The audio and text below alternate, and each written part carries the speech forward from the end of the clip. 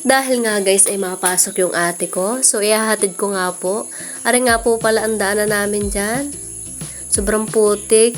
Siya nga pala guys ay nakaani na po dyan sa aming daanan na yan. So ito. Aba naman ay may mga kalabaw po. So yan na nga po. Tumakbo na yung ate ko. Baka daw siya masuag.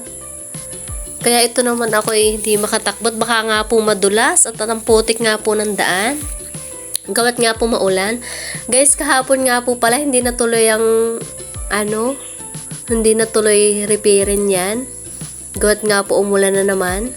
Kahit ito sobrang nga pong putik ng daan. Abay talaga naman yung ate ko yung nanguna pa sa akin. Kahit ganito ang daan, ay sobrang putik na naman. Ayun man din, iwan na iwan ako. Sabi ko, pag ikinada pa, ay babalik ka talaga sa bahay. Guys, pasensya na sa boses ko ha. Gawat nga po ako, may sipot ubo. May sipon at ubo po. Pasensya na po. So, dahil ayan nga po pala guys, nakapila dyan ang mga kariton at baka sakaling mamaya ay uminit.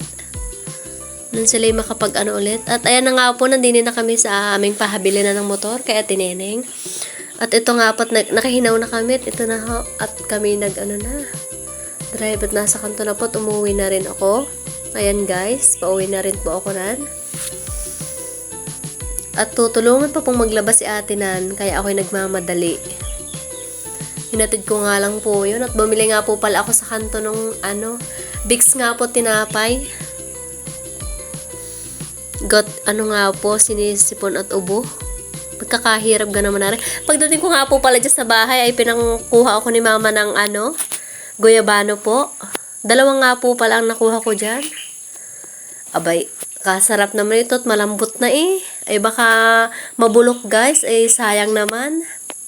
Hindi na naman makakatikim na rin.